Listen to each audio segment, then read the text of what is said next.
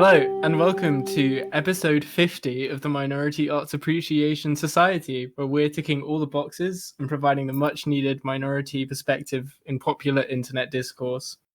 I'm Mattie, my pronouns are she, her, and I usually lead the film discussions, but today I'm leading a music discussion of Beyonce's seminal album Lemonade, along with the accompanying film. Josh, who are you? I'm Josh. My pronouns are he, him. And yeah, I typically lead the music discussions, but as Matthew just said, this is a Switcheroo episode, so she has thrusted a Beyonce album onto my half of the podcast. All the power today. Yeah, Feeling? I'm nervous. I wanted to do something special, like I said, for episode 50. Because God, we've been 50 episodes. That's a big deal. Especially because we used to release them every 2 weeks as well. Like, that's a long time and significant. Yeah, I was thinking we started the podcast during the first year of uni. Now we're about to finish uni and we're still doing the podcast. So it's been like the one constant kind of. That's mad. It's been a big undertaking. Yeah. It has. I think about this sometimes because we're busy people. We just have things going on in our lives. But yeah, and we haven't always been consistent, especially me with the podcast. But we've kept it going. We're grinding. We're on our grind. And things are looking up. Sometimes things are getting monotonous. You look forward to recording another episode. You're like, yeah. I think it doesn't feel like work to me. Is what I'm saying. It's a good time. No, absolutely not. Absolutely not.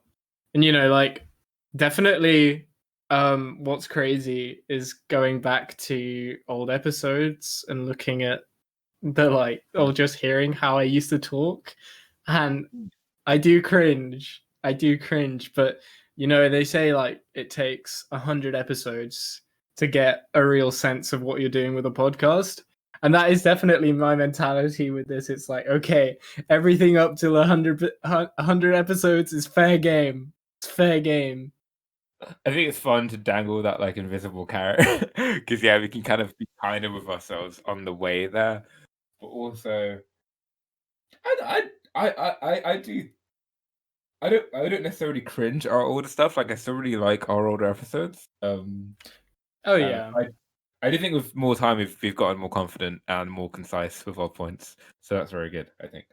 I think confidence is the main thing that's good, because it's just you just sound better as a person when you say something, and you just even if what you're saying is good, it doesn't really matter that much if you kind of just fumble it or deliver it kind of shakily. I mean, it does, there's still some merit in it.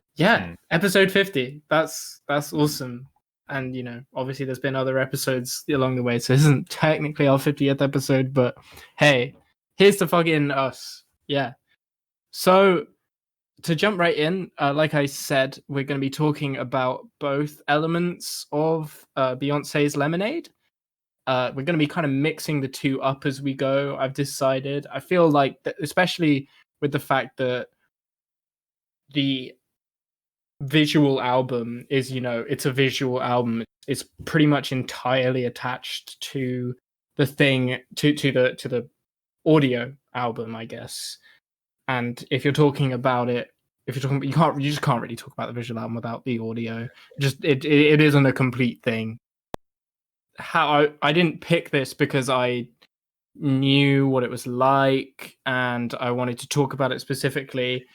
It's okay. It's another case of Mattie wanting to cross a gaping hole in music, and by forcing herself to talk about it. And I also wanted to listen to it with the intention of talking about it as well, if that makes sense. So to kind of dive into it, to watch the film and everything like that, because I just thought it'd be really fun, because it was and kind of important as well in a sense of this was such a huge moment. I remember when it came out, because we were only 16, but I still remember just how important this was, and the world freaked out when the Formation music video dropped. I specifically remember like the morning the Formation video dropped. Like I watched on YouTube and it was like, oh shit, Beyonce legit dropped a good song. After quite a long time of her not doing that, and I remember like going to school and like telling my religious studies teacher about it, and he was like, "Oh, is it good?" Like when people said that the new Justin Bieber song was good with his album Purpose, the tracks like Sorry, Love Yourself and Sorry, yeah. yeah, And I was like, classic. no, this is legit good. This isn't Yeah, Justin Bieber good. So yeah, I do remember this. For me, it was a big deal. yeah, for sure. And so it kind of felt wrong to just go back, casually listen to Lemonade, and be like, okay, even if I loved it, be like, okay, that was Lemonade, cool. I wanted some semblance of that kind of like discussion and community that there was around it. Obviously, there was a special, there was a reason for why it was such a powerful thing, and we'll get into that. But yeah, I just figured that this was a really good way to get to the album. Before we begin, this is going to be a two-parter probably. That might mean that both parts are a little bit shorter than normal, maybe half each. But yeah, because there's two elements we're discussing here. And while I said that the film is going to be intermingled with the album discussion, there's still a lot to talk about here. So it'll probably go a bit longer. But this is all still episode 50. Quite a lot of the time with my reviews, I'll kind of focus it around how it relates to my own experiences or the memory brings up and kind of make it a personal thing. But I'm not going to do that this time.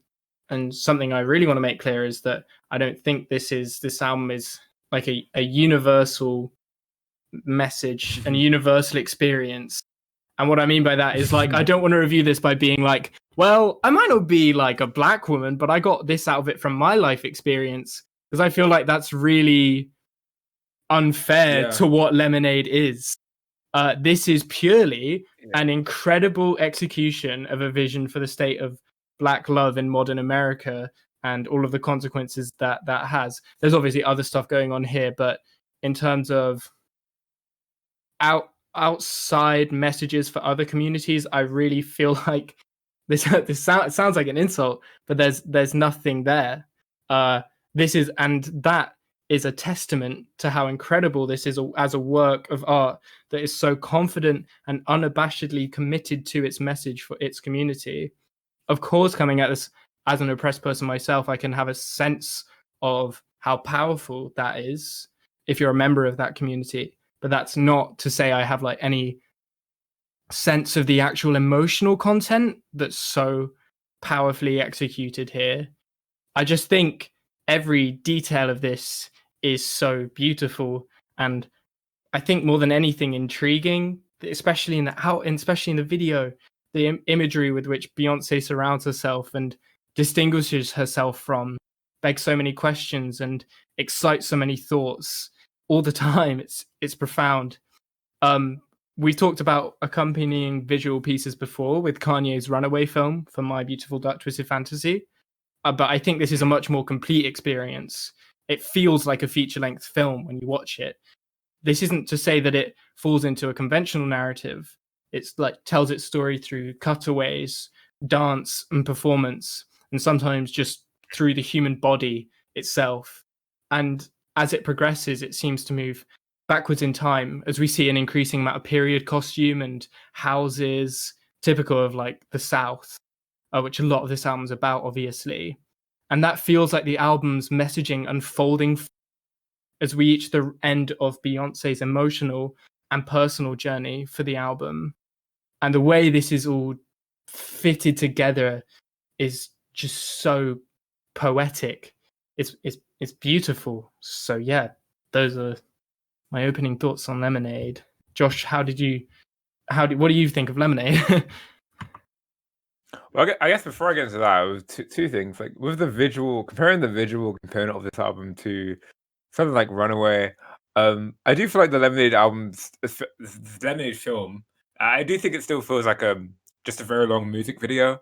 But I do agree that it really does heighten and complement the album, whereas Runaway kind of more so confused the themes of the album. It made Yeah. me like more upset and confused.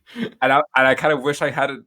Like, there are some good shots in that, but overall, it kind of hurt the experience. But it's Definitely. this, yeah. I think the thing the film brought out the most for me, and there's a bunch of like symbolism and historical black stuff, which I haven't. I'm not completely clued in on. I didn't like read the African symbolism history of the. I just I can't speak to that as much.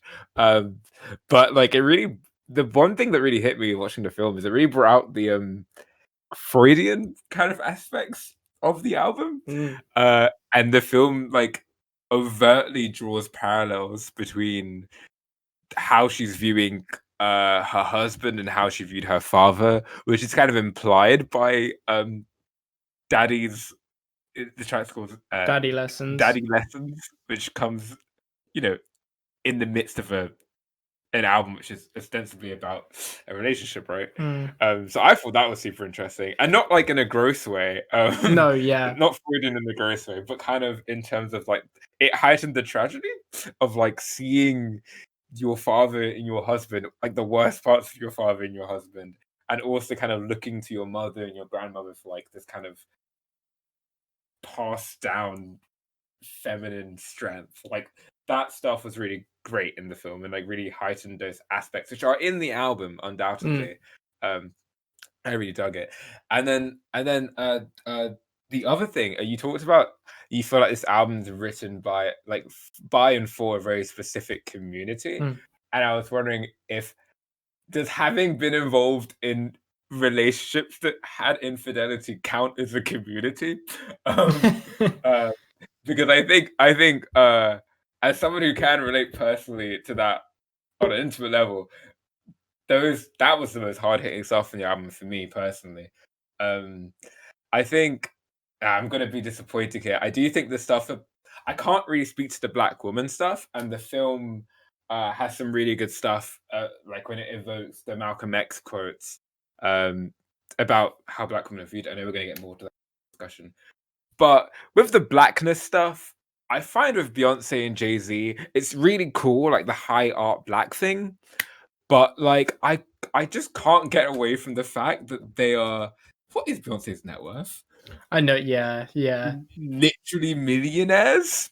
And like I just don't think there's lots of class consciousness there. And I think blackness without class consciousness is sort of killing the race. So it's hard for me to 100% politically get behind that. Like, I agree that black people are really good. Like, that isn't a controversial statement. And I also agree that police should stop killing black people.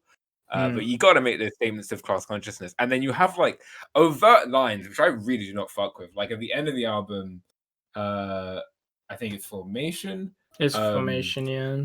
There's that line, you might just be a Black Bill Gates in the making. And it's like, do we want Black Bill Gates? Like, is that the aim of like Black liberation? Like to become a Black Bill Gates?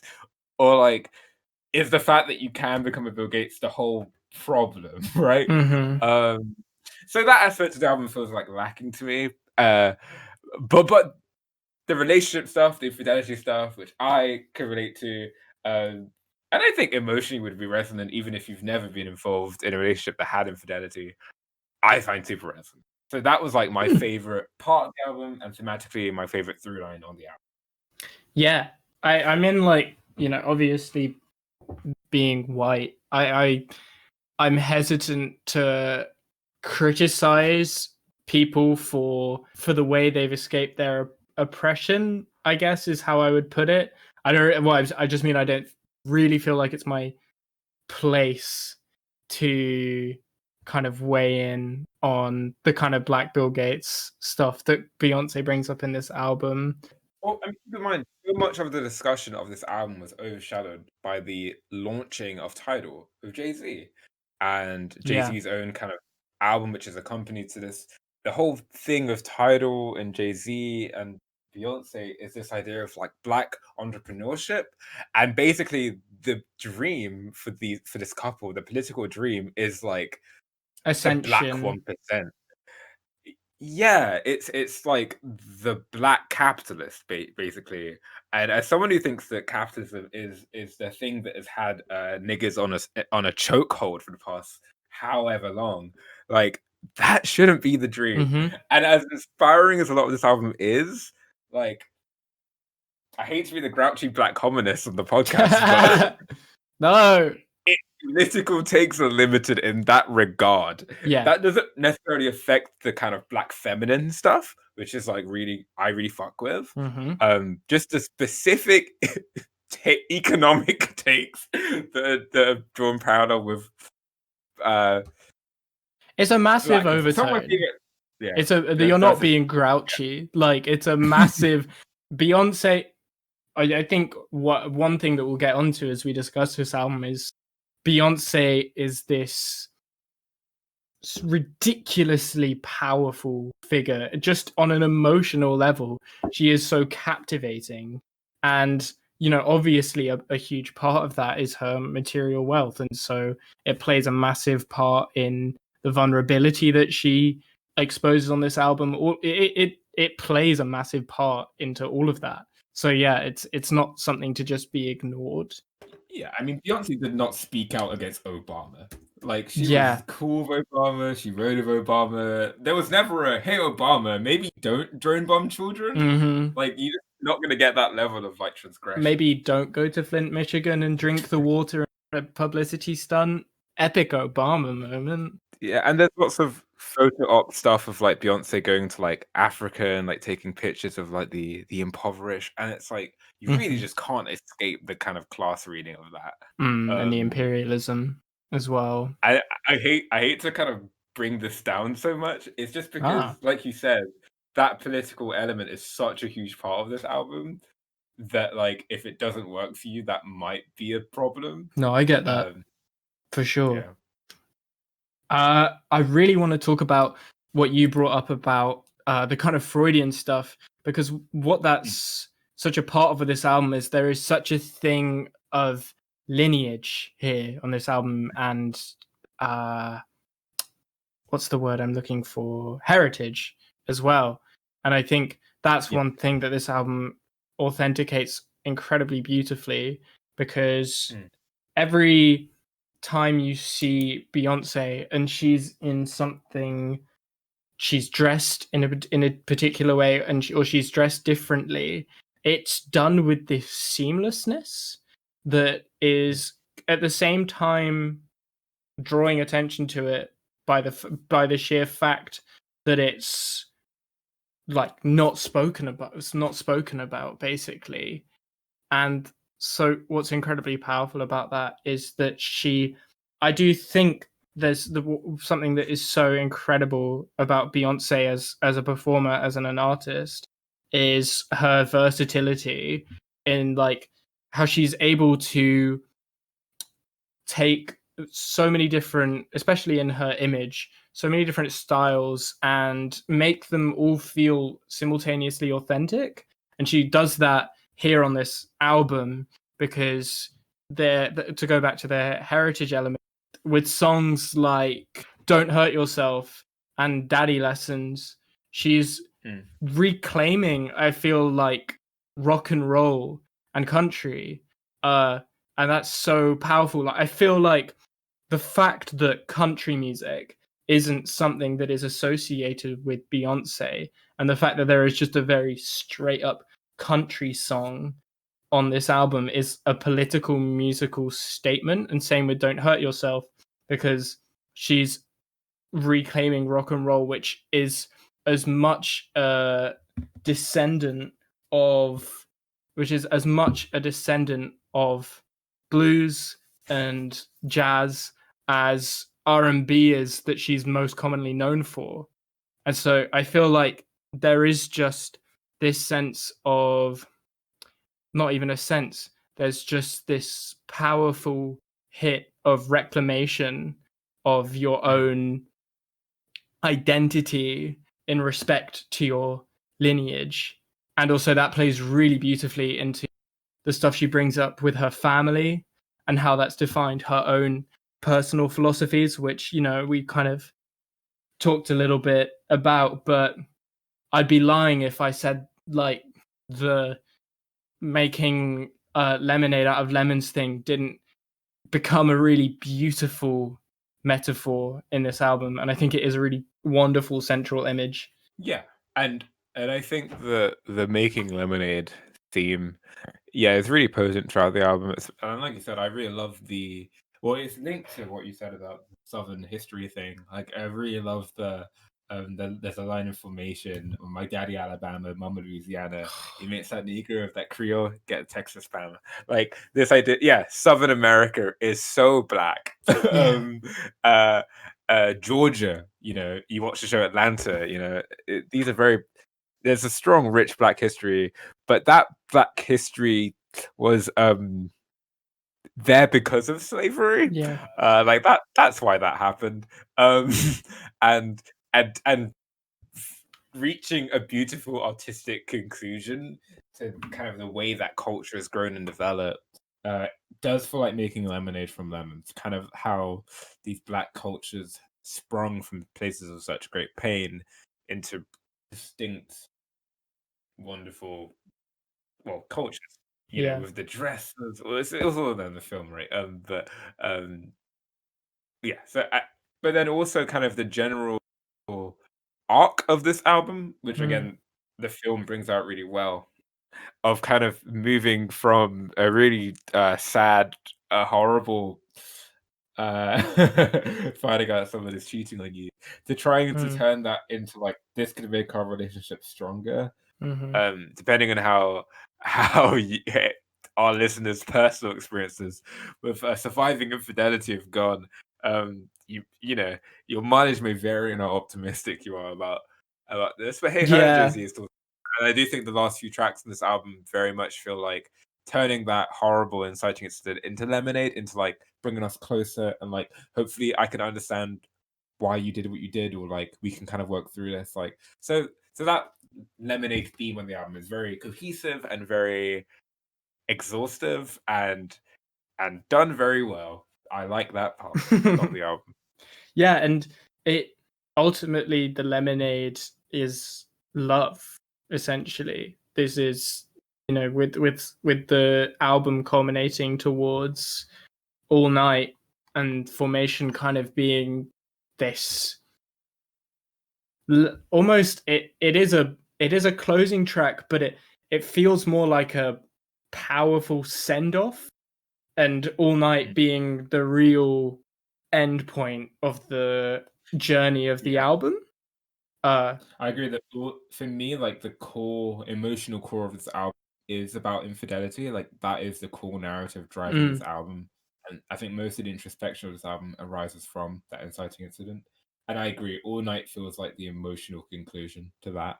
Yeah, and so with that, you kind of have, it opens up this, like you touched on, this quite sensitive question of like, can you turn infidelity into something, or not the infidelity itself, but the fact that you are able to turn your marriage back around from infidelity into a beautiful message.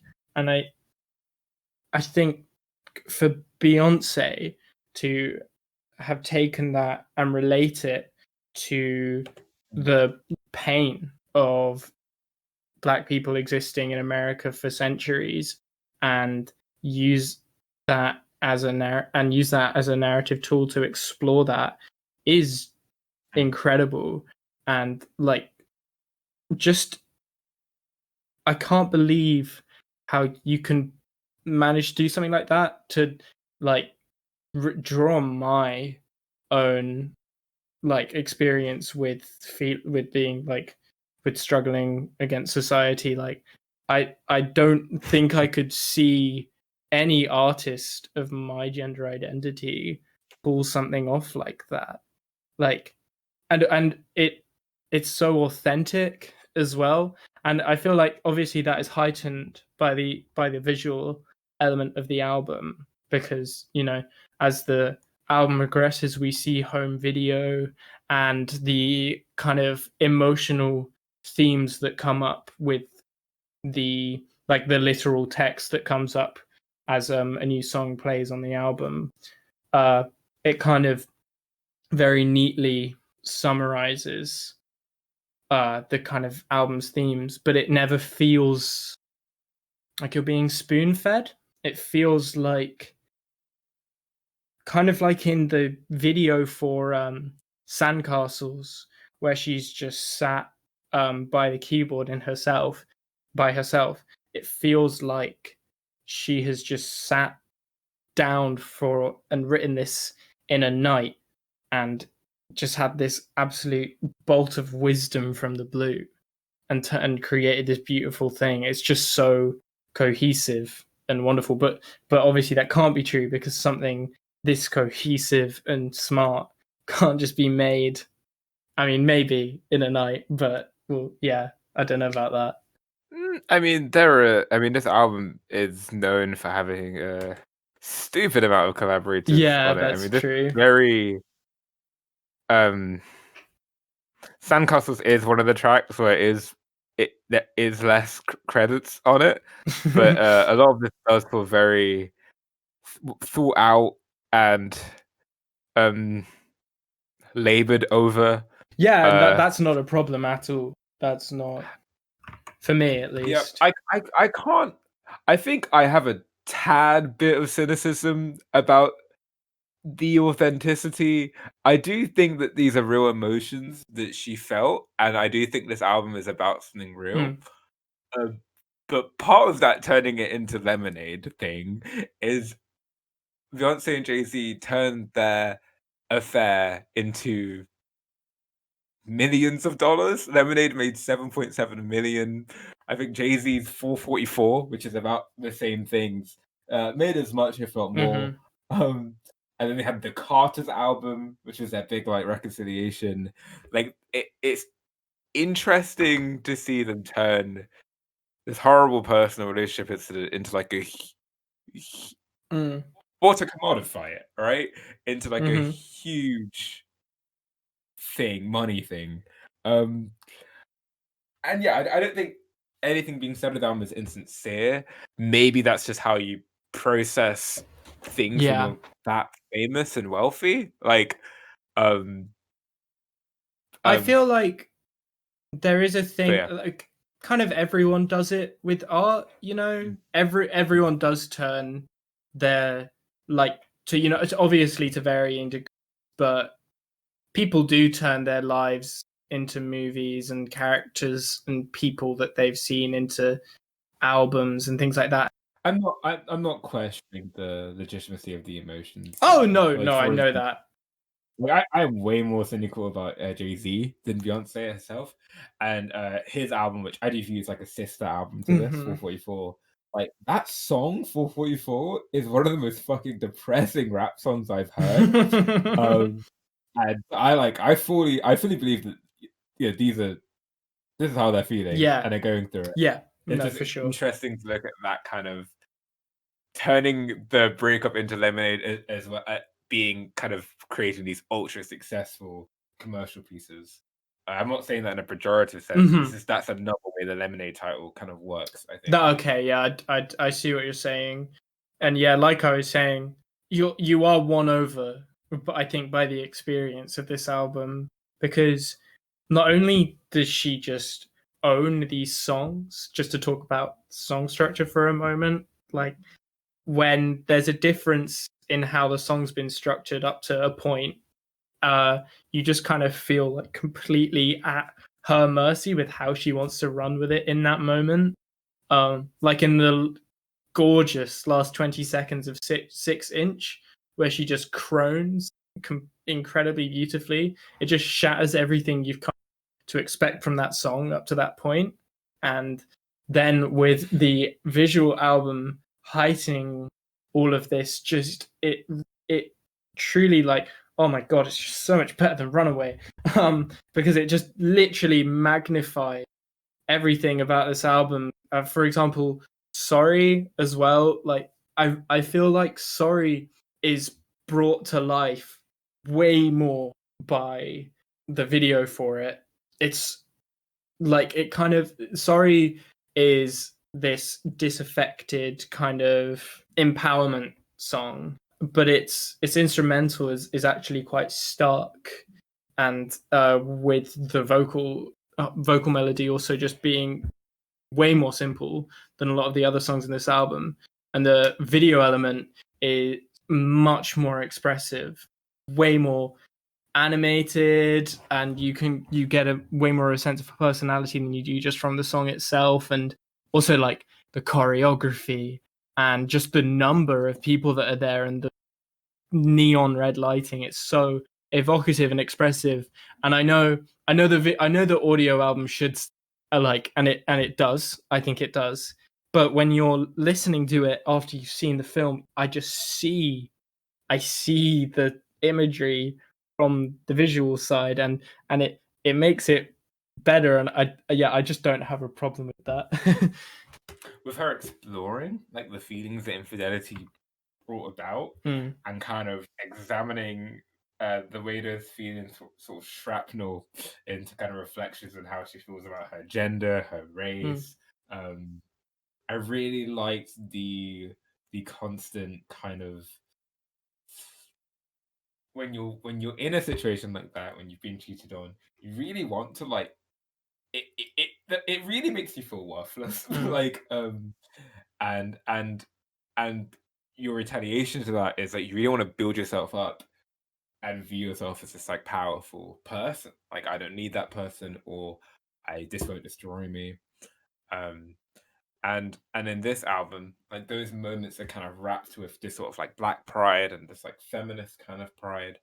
And I think the best example of that is like 6 Inch, which is very much about like the pride of being like a working woman and like a hustling woman, you know. 6 Inches. But it speaks, but the nuance of this album that I really like, it speaks very true when all of that sort of melts away into the come back, because it is impossible to feel good about yourself after you've been cheated on. Like, I can't express that enough. It's the like it's the frustration of like wanting the person who did you wrong to feel hurt or afraid of like your righteous anger, but the fear that maybe they just don't give a shit. Yeah. And like I'm just like screaming to a mirror basically, like, I'm I'm powerful, you should care. But maybe they just don't. Yeah. And I feel like this album really gets across like the constant trying to build yourself up, and then also the feeling of insecurity. Like, obviously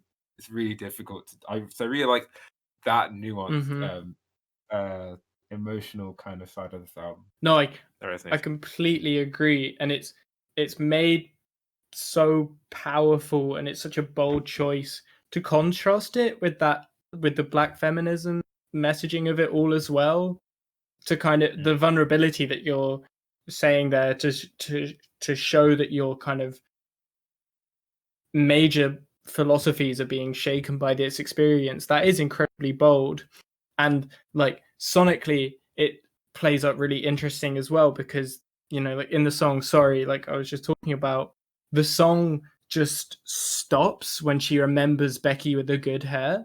She says it as a throwaway line, and then the instrumental goes away, and she repeats it again to herself, and the song just ends. And that's amazing, because it just is this moment of, I haven't experienced infidelity, but I have experienced that thing when you have been broken up with, and you just kind of realize, you take a look at yourself in the mirror, and you're just like, oh yeah, it's all just kind of bullshit, and none of this self-aggrandizing actually means anything. I've never heard a song like be written in that way, if that makes sense. It is amazing. And yeah, I said, I think it's really brought to life with contrasting it with the political messaging of this album as well. The two are just so perfectly woven with each other. They are inseparable. Yeah, I do think artists like SZA and FK Twigs do more emotionally incisive versions of this theme. Like those really freak me down. But I agree, this album is very successful. And I think especially the stuff, well, with blackness and femininity, I think one theme that's interesting on its album, I don't, is this kind of idea of the way kind of the value that Black women can find in themselves tied to like beauty standards and male gaze, and how the paradox of trying to like build yourself up using these instilled kind of values, like, you know, in Don't Hurt Yourself, you have, you know, she's talking about her own fat ass and her beauty and how she could get any man, and, you know, that's kind of her way of building herself up. And then you get to like the Becky with the good hair, where like good hair again, this is another kind of thing that's kind of like your value being placed in your beauty, right? And the disposability of that, like someone could marry you because of these values they projected onto you, and then cheat on you because of those exact same values, and you're kind of disposable. You're kind of this aesthetic beauty piece, like we're all feeling that way at least, which is extends to a lot of women, not just Black women. And I thought I don't know if that's what Beyonce was trying to say, but that's something I got out. I think it's definitely there, and I remember as well at the time, like specifically, there was like questions around, like who Becky with the good hair was, and it brought up questions about Becky being white, and it also being a statement of Beyonce feeling ashamed of like her natural hair, and the good hair being a reference to like white people's hair. And it's, yeah, that is just like another layer that I can't possibly comprehend the like horror of added to it. Definitely, there's always the fear that with blackness, there will always the fear of like yeah, the fear of, oh, maybe my black features aren't attractive to people, like Becky with the good hair, or like, you know, some black people just don't have amazing green blue eyes, and it's hard to feel really like in love with your like dark brown nigger eyes. Like which Becky with the good hair, if it's about a white person, kind of has the same energy. Yeah. I don't know if that ever actually did go past conjecture, but I remember there being like strong basis for that being an interpretation. That's going to be the end of part 1. The discussion isn't over, far from it. Come back next week for part 2, where we're going to finish off our discussion about Lemonade and also list off our 3 favorite tracks and our least favorite track, and whether or not we'll recommend it, because that's definitely up in the air right now. So yeah, tune in for that. Thanks for listening.